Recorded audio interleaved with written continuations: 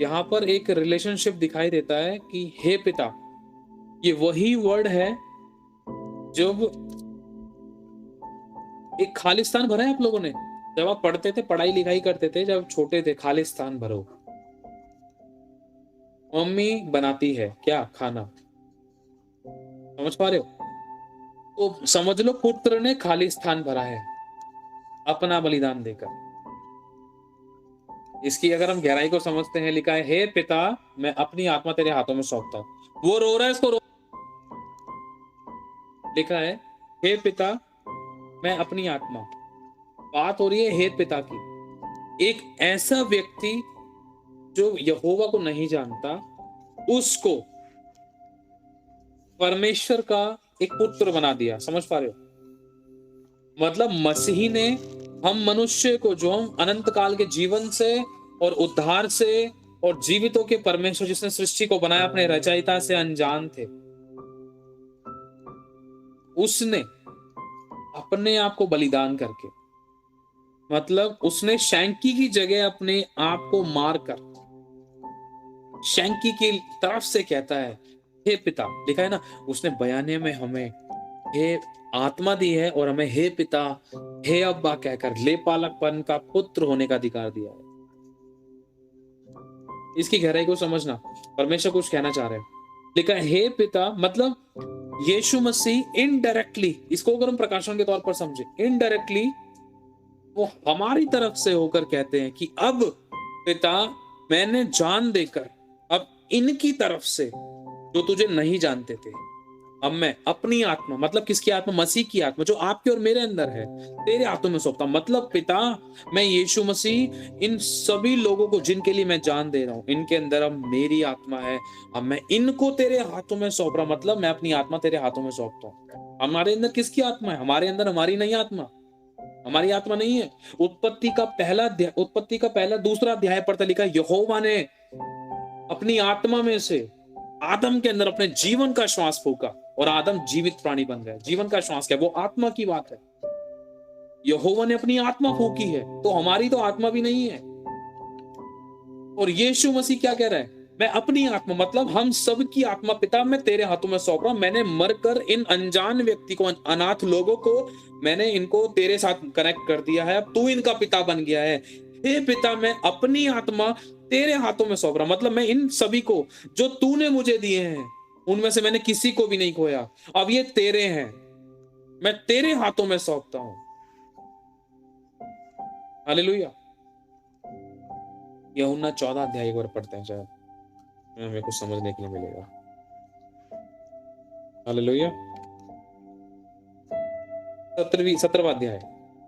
यीशु ने ये बातें कही और अपनी आंखें आकाश की ओर उठाकर कहा, हे पिता, ध्यान से सुनना इस गहराई को, वो घड़ी आ पहुंची है कि अपने पुत्र की महिमा कर, कि पुत्र भी तेरी महिमा करे, क्योंकि तूने उसको सब प्राणियों पर अधिकार दिया, कि जिन्हें तूने उसको दिया है, उन सब को वह अनंत जीवन दे।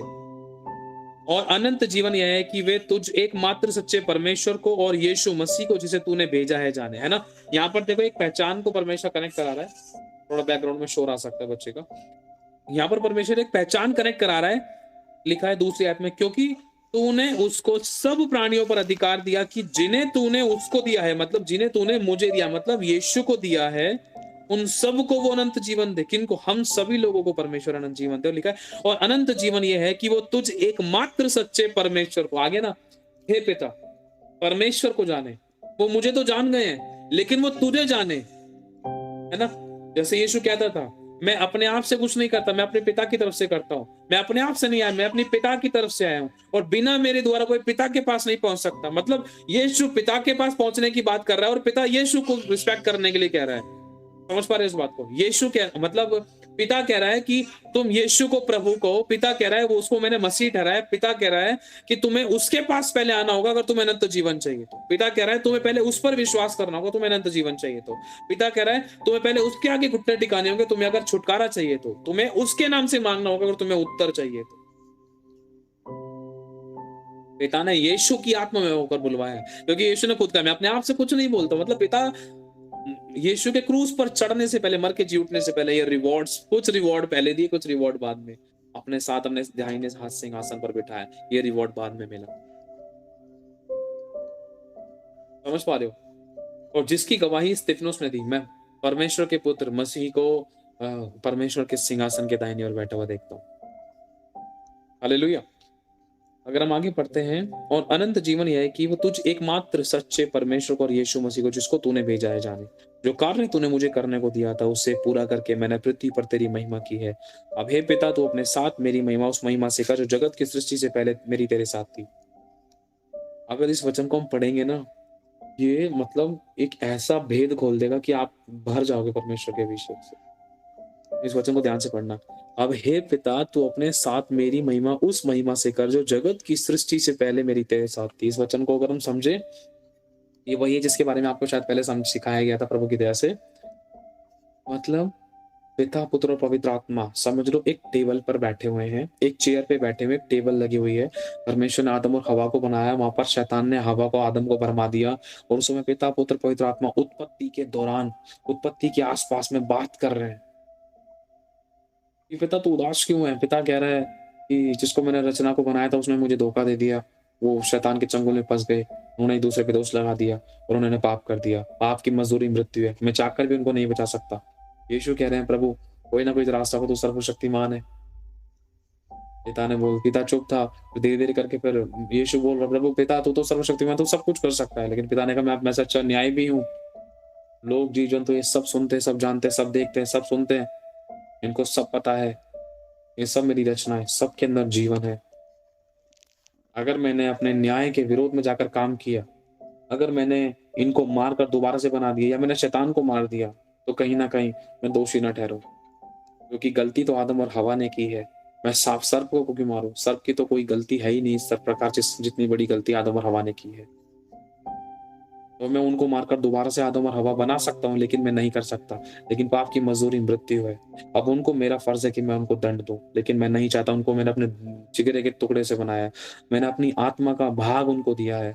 मैंने चाहा था कि लूसीफर तो चला गया, लूसीफर ने तो घमंड किया, उसको मेरी आराधना करनी थी, लेकिन उसने मेरी आराधना नहीं करी। और वो सोचता होगा कि अब तेरी आराधना कौन करेगा स्वर्ग में, तूने तो मुझे नीचे गिरा दिया। तो परमेश्वर ने अपनी महिमा के लिए आदम और हवा को सृजा, जैसे कि यशायाह की पत्री बताती है। परमेश्वर बहुत खुश था आदम और हवा को बनाकर,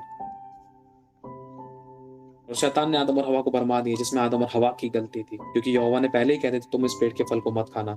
यहोवा का मन पछताया, यहोवा का आत्मा पछताया मनुष्य को बनाकर। वो शांत हो गया, वो चुप लग गया, सन्नाटा छा गया। पुत्र, पिता और पवित्र आत्मा आपस में, समझ लो एक उदाहरण के तौर पर, इसको प्रकाशन के तौर पर समझेंगे, ये तीनों एक व्यक्ति है। हमारा परमेश्वर त्रिएक परमेश्वर भी है और तीनों व्यक्ति हैं। इस समय पवित्र आत्मा हमारे मध्य में होकर काम कर रहा है। इस समय पवित्र आत्मा की सेवकाई चल रही है।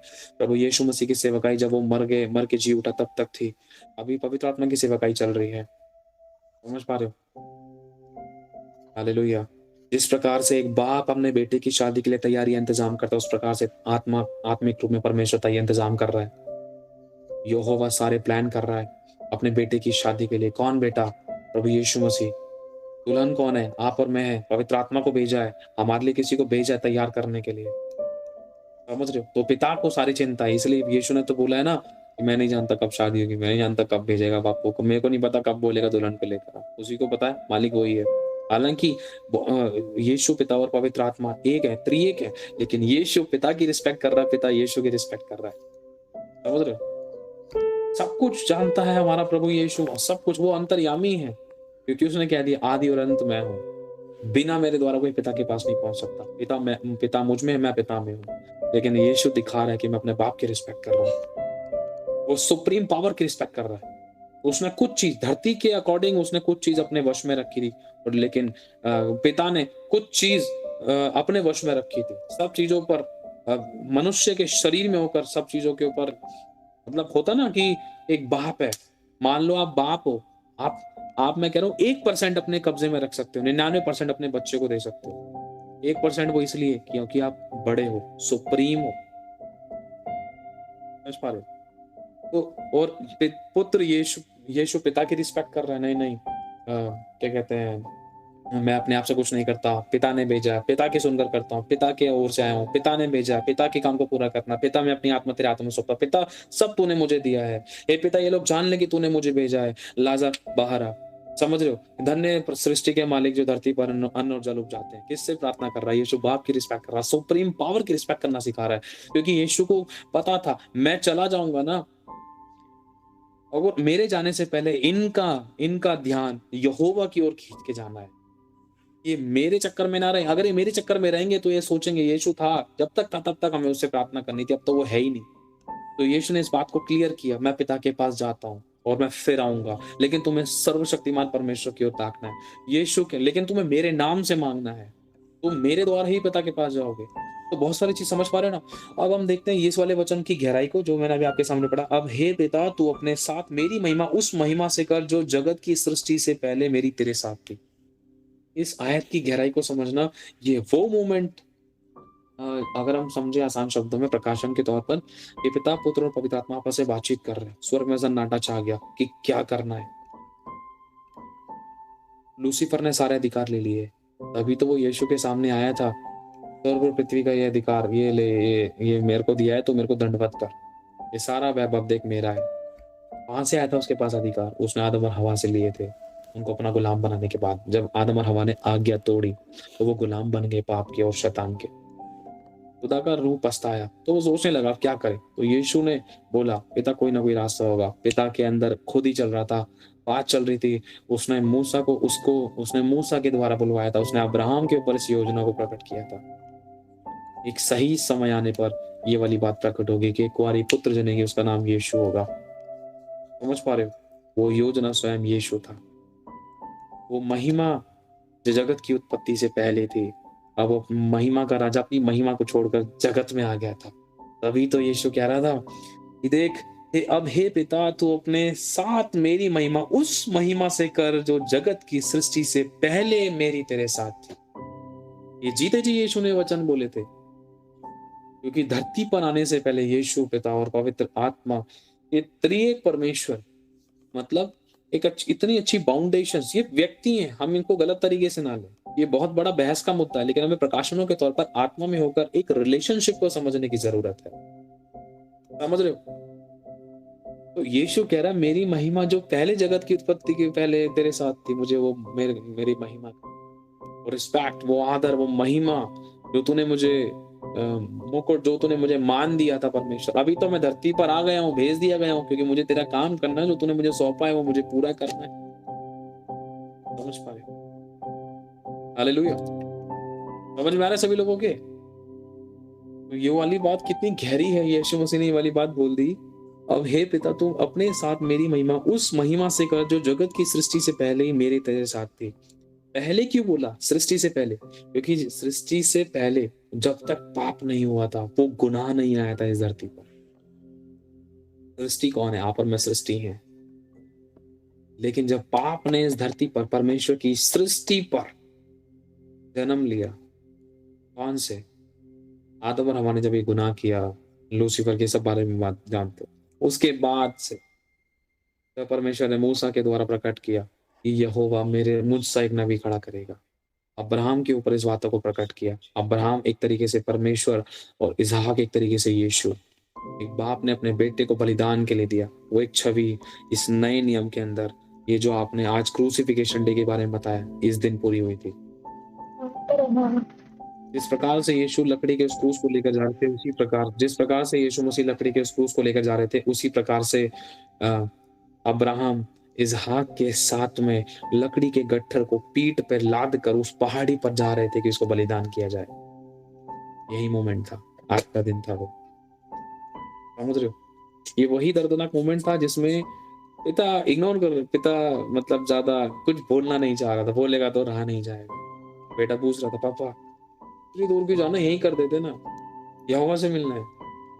बेटा देख, मुझे यहोवा से बात करता ना, उसे तुझे मिलाऊंगा। कैसे मिलेंगे? तुझे मैं उसके पास भेज रहा हूँ। बलिदानी तो कर रहा था अब्राहम, कैसे मिलेंगे? कैसा दिखता होगा यहोवा? मैं उसी से बात करता हूँ, उसी ने तो मुझे तुझे दिया है। आजा लेट जा। वो लकड़ियों के गट्ठर पर लेट गया, लकड़ियां उसके ऊपर रखना शुरू कर दिया। बोला, पापा क्या कर रहे हो? एक वचन बोला था प्रायता सिस्टर ने, पता नहीं मोनिका सिस्टर ने बोला था, जो निष्पाप था उसी को पाप बना डाला। जो पाप, इसकी अगर गहराई को पढ़ते जितना मुझे समझ में आया, जो पाप के विषय में अज्ञात था, अज्ञात का मतलब समझते हो, जिसको नॉलेज ही नहीं है, एक मासूम, समझ पा रहे हो, जिसको गाली बक दी और उसको हंस के दिखा रहे हो, वही क्या होता है। अच्छा ये क्या पता कोई रिस्पेक्ट का वर्ड हो, लेकिन नहीं पता उसको गाली बक दी, तो और लिखा है उसने गाली के बदले गाली नहीं दी। एक मासूम बच्चे के समान बच्चा बाप से पूछ रहा है, पापा मेरे हाथ पैर क्यों बांध रहे हो। पापा कह रहा है तुझे यहोवा के पास भेज रहा हूं, बात करनी ना उससे, दिखाऊंगा यहोवा, देखना कैसे, नहीं बता रहा सच, और हर बात का उसकी जवाब भी नहीं दे रहा, कहीं बाप इमोशनली होकर उसको उस आज्ञा से कहीं हट ना जाए। अभी तो लिखा है इस प्रकार से अब्राहम ने अपने पुत्र को बलिदान के लिए दिया, परमेश्वर ने उस बात को आज क्रूसिफिकेशन डे के दिन, आज के दिन पूरा खुद अपने पुत्र के ऊपर उतार दी इस आयत को, कि परमेश्वर ने जगत से ऐसा प्रेम किया कि उसने अपने इकलौते पुत्र को दे दिया, ताकि जो कोई उस पर विश्वास करे वो नाश न हो परंतु अनंत जीवन पाए। लिखा है मैंने तेरे नाम उन मनुष्यों पर प्रकट किया है जिन्हें तूने जगत में से मुझे दिया है ना, वे तेरे थे और तूने उन्हें मुझे दिया है, और उन्होंने तेरे वचन को मान लिया है। अब वो जान गए कि जो कुछ तूने मुझे दिया है वे सब तेरी ओर से है ना। इतना सब कुछ यहोवा ने यीशु को दिया, और सब कुछ किसकी ओर से था, यहोवा की ओर से। लिखा है कि मैं तेरी ओर से, लोग जान ले, और उन्होंने उनको ग्रहण किया है, और सच सच जान ले कि मैं तेरी ओर से आया हूं, और विश्वास कर लिया कि तू ही ने मुझे भेजा है। मैं उनके लिए विनती करता हूं, किसके लिए, बोलो प्रभु मेरे लिए विनती कर रहे हैं। पता है आज के दिन समझ लो यीशु ने आपके और मेरे लिए विनती की थी। क्या विनती की थी, हे पिता ने क्षमा करे, नहीं जानते क्या कर रहे हैं। और शायद कल परसों के आसपास, शायद जहां तक मुझे लग रहा है शायद कल परसों, पता नहीं आज ही के दिन ये वाली विनती की, मैं उनके लिए विनती करता हूँ, संसार के लिए विनती नहीं करता, परंतु उन्हीं के लिए करता हूं जिन्हें तूने मुझे दिया, मतलब जिन्हें यहोवा ने यीशु को दिया, मतलब हम लोगों को, हम विश्वासियों के लिए यीशु विनती कर रहा है। आपके लिए कोई प्रार्थना करने वाला है या नहीं है, आपके लिए मालिक है प्रार्थना करने वाला, जीवित खुदावंद है आपके लिए प्रार्थना करने वाला। लिखा है और जो कुछ मेरा है वह सब तेरा है, और जो तेरा है वह मेरा है, और इनसे मेरी महिमा प्रकट हुई है। अब मैं अब जगत में ना रहूंगा, परंतु ये जगत में रहेंगे। मैं तेरे पास आता हूं हे पवित्र पिता, अपने उस नाम से जो तूने मुझे दिया है ना, एक नाम है यीशु मसीह का, जो तूने मुझे दिया है, उनकी रक्षा कर। यीशु मसीह, इस नाम से इनकी रक्षा कर। जब ये पुकारे ना मेरे नाम को, वो यीशु के नाम से मुझे जीवन मिले, मैं चंगा हो जाऊं। प्रभु तू उनकी रक्षा कर, कि वे हमारे समान एक हो जाएं, एक हो जाएं, है ना। प्रभु बता रहे ना, पिता और पुत्र पवित्र आत्मा, ये त्रिएक है। आदम और हवा के समय में क्या था, वो यहोवा आदम और हवा के पास मिलने के लिए आता था, बात करने के लिए आता था, मिलने जुलने के लिए आता था, स्तुति करता था। आदम, अगर हम पढ़ते हैं, जब मैं उनके साथ था तो मैंने तेरे उस नाम से जो तूने मुझे दिया है उनकी रक्षा की। मैंने मतलब अपने द्वारा मैंने इनकी रक्षा की, जो तूने मुझे नाम दिया है प्रभु, उस यीशु मसीही नाम से। मसीह मतलब मसा किया गया और अलग करके भेजा गया। और इस मसीह ने ये भी बोला कि अब वो समय है कि चरवाहे के ऊपर हाथ बढ़ाए और भेड़ें तितर बितर हो जाएं। कोई चरवाहा ऐसा नहीं है जो भेड़ों के लिए अपना प्राण दे, लेकिन मैंने इनके लिए अपने प्राण दिए हैं कि इनको छोड़ दो और मुझे पकड़ लो। अब मैं तेरे पास आता हूं, लिखा है हाँ, तूने मुझे दिया है, उनकी रक्षा मैंने की है, मैंने उनकी चौकसी की, और विनाश के पुत्र को छोड़ उनमें से कोई भी नष्ट नहीं हुआ। विनाश का पुत्र कौन है पता है आपको, ये एक तरीके से हम प्रोफेसी समझ सकते, बहुत कुछ इसकी गहराई में। विनाश का पुत्र, पाप का पुरुष, विनाश का पुत्र, ये एंटी क्राइस्ट के विषय में, क्योंकि नरक अनंत काल की आग सिर्फ शैतान और उसके दूतों के लिए है, यीशु और उसके लोगों के लिए नहीं है।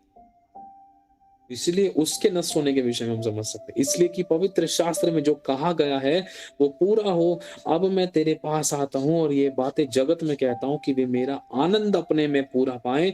मैंने तेरा वचन उन्हें पहुंचा दिया है, और संसार ने उनसे बैर किया, क्योंकि जैसा मैं संसार का नहीं वैसे वे भी संसार के नहीं है। प्रभु यीशु ये वाली बात क्यों कह रहे हैं, यीशु हमदर्दी दिखा रहे, प्यार दिखा रहे, देख मेरे को धक्कारा गया लेकिन ये भी संसार के नहीं है, तू उनको ऐसे नहीं छोड़ेगा, तू इनको मेरे नाम के खातिर प्रोटेक्शन देगा, रक्षा देगा, सुरक्षा देगा, फ्रूटफुल करेगा, फलवंत करेगा, हाथ के सभी कामों को सफल करेगा, जब इनको जरूरत होगी इनको परिपूर्ण करेगा, जब इनको जरूरत होगी तो उनके साथ खड़ा होगा, जब इनको जरूरत होगी इनको फेवर देगा, इनके मुंह के द्वारा होकर बोलेगा, क्या बोलना होगा, कैसे बोलना होगा, किस तरीके से बोलना होगा, किस रक्षा किस सुरक्षा की जरूरत है, आप इनकी जिंदगी में करोगे पिता। क्योंकि जैसे लोगों ने मुझे स्वीकार नहीं किया ना, इनको भी स्वीकार कहां से करेंगे, लेकिन अब्बा तुझे करना पड़ेगा, क्योंकि इसका पहला ही वर्ड अगर हम पढ़ते हैं यूहन्ना 17 अध्याय, यीशु ने किससे प्रार्थना की लिखा है, आकाश की ओर आंखें उठाकर कहा, हे पिता। ये पूरी प्रार्थना यीशु पिता से कर रहा है, हमारे लिए कर रहा है, बता रहा है कि आसान नहीं है इस धरती पर जीवन जीना, आसान नहीं है पाप से भरे माहौल में पवित्रता में चलना, आसान नहीं है सब कुछ होते हुए भी अकेले पड़ जाना, टूटना और बिखरना, क्योंकि मुझे जब मेरे लोगों ने त्याग दिया, मुझे जब मेरे लोगों ने नहीं पहचाना, तो इनको कहां से पहचानेंगे। ये तो घर में पिटाई मार खा रहे थे, कोई बाइबल पढ़वा रहा था, किसी को घर से निकाल देता, किसी को जिंदा जलाया जा रहा था, पिता तुझे साथ देना होगा इनका। देखा है, अब मैं तेरे पास आता हूँ और ये बातें जगत में कहता हूँ कि वे मेरा आनंद अपने में पूरा पाएं। ये संसार में इनको आनंद नहीं मिल सकता, ये मेरा आनंद अपने अंदर पूरा पाएं। देखा है, मैंने तेरा वचन उन्हें पहुंचा दिया है और संसार ने उनसे बैर किया, क्योंकि जैसा मैं संसार का नहीं वैसे वे भी संसार के नहीं है। मैं ये विनती नहीं करता कि तूने जगत से उठा ले, परंतु मैं ये विनती करता हूँ कि तू उन्हें उस दुष्ट से बचाए रख, उन अंधकार की शक्तियों से बचाए रख, उन बुराइयों से बचाए रख, जिनसे मैंने टक्कर तो कर ली, जिनको मैंने कुचल तो दिया, लेकिन इनको तेरा साथ चाहिए होगा और ये मेरे नाम से तेरे से मांगेंगे और तुझे करना होगा, क्योंकि यीशु ने कह दिया है कि जो भी तुम मेरे पिता से मांगोगे मेरा पिता वो तुम्हारे लिए करेगा। अब्बा मैंने वायदे किए हैं, मुझे पूरे करने पड़ेंगे इनके लिए। ये सब कुछ तो यीशु मसीह ने पूरा किया है, सब कुछ करने के बाद सौंपा है अपने आप को। लिखा है कि मैं ये विनती नहीं करता कि तूने जगत से उठा ले, परंतु ये कि तूने उस दुष्ट से बचाए रख, जैसा मैं संसार का नहीं वैसे वे भी संसार के नहीं है, सत्य के द्वारा उन्हें पवित्र कर, तेरा वचन सत्य है। प्रभु यीशु क्लेम कर रहा है वचन, मालूम है आपको। पुराना नियम अगर पढ़ते हैं, तूने अपने नाम से ज्यादा इज्जत अपने वचन को दी है। उसने नए नियम में धरती और आकाश बन जाएंगे, मेरा वचन कभी नहीं डलेगा। यीशु बोल रहा है क्योंकि जैसे तूने मुझे जगत में भेजा वैसे ही मैंने भी उन्हें जगत में भेजा है। जैसे तूने मेरी जिम्मेदारी ली है मैंने उनकी जिम्मेदारी ली है। तू अपने वचन में सच्चा है क्योंकि तेरा वचन सत्य है। देखो सुनो, पढ़ लो खुद ही, लिखा है कि और उनके लिए कहा गया, हाँ, सत्य के द्वारा उन्हें पवित्र कर, तेरा वचन सत्य है। वचन बीच में लिया है यीशु पिता के सामने, देखो क्लियर कर रहा है। अपने उन वायदों को स्मरण करके इनको पवित्र रख, इनको स्मरण कर, इनकी रक्षा सुरक्षा कर, इनको प्रॉस्पर कर, इनको फ्रूटफुल कर। हमारी सिफारिश लगा रहा है वो वकील के समान जज के सामने। समझ पा रहे हो किस हद तक उसने हमें प्रोटेक्ट किया है? टोटली प्रोटेक्ट, कोई भी हिस्सा उसने हमारा नहीं छोड़ा। उसने हमें पूरी तरीके से अपनी दया, अपनी महिमा, अपनी रक्षा सुरक्षा में, क्षमा में पूरी तरीके से उसने हमें ढांप और छिपा लिया। और आपको पता है जैसे मोनिका सिस्टर प्रचार करी थी, उसके वस्त्रों पर चिट्ठी डाली गई, वो खुद नंगा कर दिया गया, उसको बिना वस्त्र के कर दिया गया। लिखा है वैसे ही मैंने भी उन्हें जगत में भेजा और उनके लिए मैं अपने आप को पवित्र करता हूं ताकि वे भी सत्य के द्वारा पवित्र किए जाएं। समझ पा रहे हो? अब इससे हमें समझ आता है कि यीशु ने सब कुछ किया तो सही, आखिरी में मरते मरते वो अपने आप को एक पवित्र सेट एग्जाम्पल बना गया। मैं ये बता तो रहा हूं, और तू ये इसलिए भी करेगा क्योंकि देख, जब मैंने इनके लिए बेस्ट किया है तो मैं पाप में नहीं गिरा, मैं अपने आप को पवित्र करता हूं। हाँ, वो समय आएगा कि जगत के पाप में अपने ऊपर लूंगा, वो व्यवस्था, वो वाचा, वो प्रतिज्ञाएं पूरी होंगी। मैं ये भी जानता तो अपना मुंह मुझसे छिपा लेगा, लेकिन मुझे वो महिमा फिर से चाहिए। अब मुझसे और दूर नहीं रहा जाता पिता, मुझे वो महिमा चाहिए जो मेरी पहले तेरे साथ थी। कुछ पल के लिए तू मुझे छोड़ तो देगा, 2 से 3 दिन तक मैं कैसे दूर रहूंगा? कितने दिन? 3 दिन के मैटर था, शायद हो सकता है 1.5-2 दिन के आसपास, क्योंकि यीशु मसीह स्वर्गलोक में उस डाकू को भी छोड़ने के लिए गए थे। लेकिन हाँ, यीशु ने कहा था मैं पिता के पास अभी तक नहीं गया। लगभग 40 दिन के आसपास तक वो पिता के पास नहीं गए। सोच कर देखो, आसान नहीं है एक ऐसा रिश्ता जिसमें पुत्र पिता बिल्कुल दूर रहते ही नहीं थे। इस प्रकार से अब्राहम, जिसको इतने सालों बाद संतान प्राप्त हुई थी, समझ पा रहे, वो उसके बिना रह ही नहीं सकता था, लेकिन उसने उसको ना चाह कर भी देने के लिए, बलिदान देने के लिए चढ़ गया। सोच कर देखो, यीशु ने तो होश संभाल लिए, यीशु ने होश संभाल ली, तो वो क्या कह रहा है, हे पिता तूने मुझे क्यों छोड़ दिया, मुझे अब वो महिमा चाहिए जो मेरी पहले तेरे साथ थी, मुझसे तुझसे दूर नहीं रहा जाता ज्यादा, अब मुझे तेरे पास फिर से आना, मुझे वही महिमा चाहिए। और पिता ने पुत्र को वो महिमा दी, और एक बड़ा सिंहासन। अगर हम देखते हैं अंतिम न्याय, सबसे बड़ा न्याय, न्याय के तख्त पर हमारा खुदा बैठकर न्याय करेगा। यीशु मसीह को सृष्टि में सबसे बड़ा दर्जा दिया गया है। पिता ने भी पुत्र की महिमा की है, इस बात को स्मरण रखना। हालेलुया। और ये सब काम यीशु ने पूरे करके अपने आप को पिता के हाथों में, मतलब आपको और मुझे पिता के हाथों में क्या कहकर एक रिश्ता बनाकर, कौन सा, पिता का, कि हम उसको ये अब्बा हे पिता कहें, ये हाथों में हमें सौंप दिया।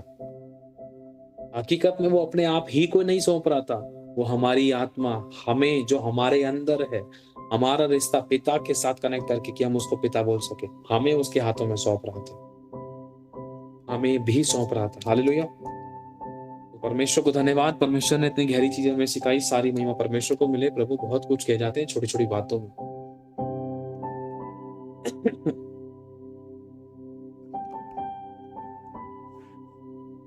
यारो सभी,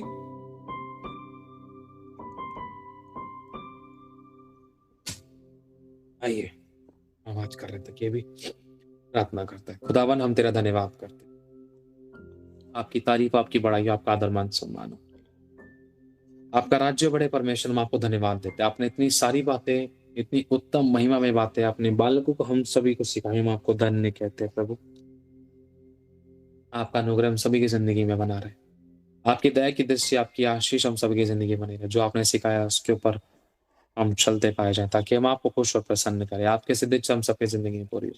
हम अभी तक कुछ भी बहस नहीं कर सके, जो कुछ भी हमें सहना था इस घड़ी तक, सब कुछ आपने अपने ऊपर सह लिया। आपने सब प्रकार के दंड, श्राप, बंधन, लड़ाई, दंगे, मौत, एक्सीडेंट, कमी घटी, बीमारी, परेशानी, महामारी, महारोगों से, सदा काल की असफलताओं से, अनंत काल की आग से आपने मैं सदा काल के लिए बचा लिया। और आप हमारे लिए दोषी हो गए, आप हमारे लिए मरकर जी उठे, आप हमारे लिए पापी, आप हमारे लिए श्रापित हो गए। प्रभु आप हमारे लिए सब कुछ क्रूस पर चले, क्योंकि जो काट पे लटकाया जाता है वो श्रापित है। आपने उस क्रूस की मृत्यु को हमारे लिए उद्धार और अनंत जीवन में बदल दिया। प्रभु आपने उस शापित लकड़ी को उद्धार की कथा बना दिया परमेश्वर हमारे लिए। धन्यवाद देते प्रभु। हालेलुया। आपने जब उस लकड़ी के ही रुख को पलट दिया परमेश्वर, आपने हमारी जिंदगी को पलट दिया, जब आपका खून, आपकी देह, आपका रूह, आपके विश्वास की आत्मा हमारे अंदर है। सच में तूने हमें स्वीकार किया आपकी दया से। कोई अच्छी बात, कोई अच्छी वस्तु, कोई अच्छी योग्यता, कोई अच्छे काम हमारे नहीं है, सब कुछ आपसे, आपके द्वारा, आपके लिए। हम आपको धन्य कहते हैं। हम सभी के पापों को क्षमा करके प्रभु यीशु के लहू से शुद्ध करने के लिए धन्यवाद देते हैं। आपने इन सभी को, हम सभी को संभाला भी संभालेंगे। हम धन्यवाद देते हैं, ना बल से, न शक्ति से, वरन आपकी आत्मा के द्वारा। जो अच्छा काम अपने शुरू किया उसको पूरा भी आप ही करेंगे। हम धन्यवाद देते हैं प्रभु यीशु के नाम से हम मांगते हैं। आमीन, आमीन, आमीन। Hallelujah. God bless you so much. खुदावन सभी को बहुत आशीष दे। सारी महिमा हमारे परमेश्वर पिता को मिले। ताली बजाएंगे परमेश्वर यीशु मसीह के लिए, वो हमारे लिए मरकर जी उठा है और वो आज भी हमारे अंदर जीवित है। उसने अपने काम को पूरा किया है, वो सदा के लिए हमारी जिंदगी में जीवित है। आमीन। God bless you so much. खुदावन का धन्यवाद। हालेलुया। आइए हम एक छोटी सी प्रार्थना करते हैं। धन्यवाद की प्रार्थना करें। प्रभु के लिए धन्य कहें, प्रभु की बड़ाई के लिए उसको धन्य कहें, उसके क्रूस के लिए, उसकी कोड़े की मार के लिए, सब बातों के लिए उसको धन्य कहें। 2 मिनट लीजिए, प्रार्थना कीजिए। ये धन्यवाद का समय है। हालेलुया। हमें मौन व्रत नहीं रखना है। हमारा परमेश्वर अनंत काल तक एक सा है और अनंत काल का पिता है, जीवितों का परमेश्वर है, वो मृतकों का नहीं। तो उसको धन्यवाद देना है। धन्य कहें उसको, उसके क्रूस को, उसके खून को, उसकी देह के लिए, उसके लहू के लिए, उसकी उन कुर्बानी के लिए, उसकी प्रतिज्ञाओं के लिए, उसकी उन वाचाओं के लिए, उसके उस आशीष के लिए, उसके उस अनुग्रह के लिए, उसकी उस क्षमा के लिए, उस शांति के लिए, उसके उस आनंद के लिए, वो सब कुछ जिसके हम योग्य नहीं थे और हम खुद भी नहीं पा सकते थे, वो उसने हम सबको दिया। धन्यवाद खुदावन यीशु। धन्यवाद अब्बा पिता, धन्यवाद सृष्टिकर्ता, Jehovah Adonai, Jehovah El Shaddai, Jehovah Elohim, Jehovah Rapha, Jehovah Nissi, Jehovah Shalom, Jehovah El Shaddai. Thank you Jesus. हम आपको धन्यवाद देते हैं। सारी महिमा प्रभु यीशु मसीह परमेश्वर पिता आपको देते हैं। हम आपके प्यार के लिए बहुत धन्यवाद करते। सच में ऐसा जिगरा किसी के पास नहीं है अब्बा जो आपके पास है। धन्यवाद यीशु मसीह, ऐसा आज्ञा पालन किसी ने नहीं किया जो आपने पिता का किया। प्रभु हमें आपके जैसा बना दीजिए प्रभु, हमें किसी के जैसा नहीं बनना प्रभु, किसी के भी जैसा नहीं बनना, हमें सिर्फ आपके जैसा बनना है प्यारे यीशु। हम आपको धन्य कहते हैं। I love you so much प्रभु Yeshu, I love you so much master father, I love you so much holy spirit. धन्यवाद प्रभु यीशु के नाम से हम मांगते हैं। सारी महिमा, सारा आदर, सारा मान सम्मान, सारी प्रशंसा, सारी स्तुति, सारा धन्यवाद, सारी शक्ति, धन्यवाद, सामर्थ, वैभव और आदर के योग्य सिर्फ और सिर्फ प्रभु यीशु मसीह परमेश्वर पिता है, पवित्र आत्मा है। हम आपको धन्य कहते हैं प्रभु यीशु। आमीन आमीन आमीन। प्रभु ही को मिले सारी महिमा। आमीन। हालेलुया। परमेश्वर को धन्यवाद। सभी लोग अपने माइकों को चालू करके हमारे लिए 3 से 4 मिनट के लिए प्रेयर करें, फिर हम मीटिंग को ऑफ करते हैं। खुदावंद सभी को संभाल के रखे, बड़ी गवाही से खड़ा करें। प्रभु की दासी हो सकता है नाइट में मीटिंग लें और सभी लोग जुड़ने की कोशिश करना, ठीक है। God bless you. मुझे बहुत खुशी हुई, बहुत गहरी चीज परमेश्वर ने हमें सिखाई और परमेश्वर बहुत महान सर्वशक्तिमान है। उसकी क्रूस को याद रखना, उसने हमें जय दिलाई और ऐसा क्या है जिस पर हम जो हम नहीं कर सकते। परमेश्वर हमारे साथ है, सब कुछ हमारे लिए संभव है। हालेलुया। एक बात मैं आप लोगों से और कहना चाहता हूँ, यदि प्रभु आप लोगों को अगवाही करता है तो आप इस मिनिस्ट्री में अपने बीजों को बो सकते हैं खुशी, आनंद और हर्ष के साथ, बिना किसी दबाव के, बिना किसी जोर जबरदस्ती के।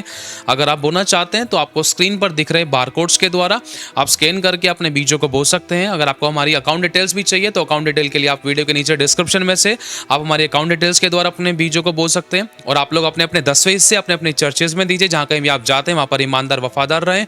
यदि आप नहीं भी बो पाए इस मिनिस्ट्री में तो भी कोई प्रॉब्लम नहीं है, आप लोग दुआ करोगे तो वो भी बहुत बड़ी बात है। खुदा आपकी सोचों पर भी बहुत आशीष दे, आपकी प्रार्थनाओं के बीजों पर, आपके धन के बीजों पर परमेश्वर बहुत ऐसे बरकत दे, रुकी हुई ब्लेसिंग को ले, किसी बली वस्तु की कभी आपको कोई घटी ना हो, हमेशा भला चंगा रखे और अच्छी सेहत दे। और यदि आपको प्रभु अगुवाई करते तो आप इस चैनल को सब्सक्राइब कर सकते हैं, इस वीडियो को शेयर कर सकते हैं। आशीष पाए, आशीष का कारण बने। खुदा सभी को संभाल के रखे। God bless you so much. खुदा सभी को आशीष दे।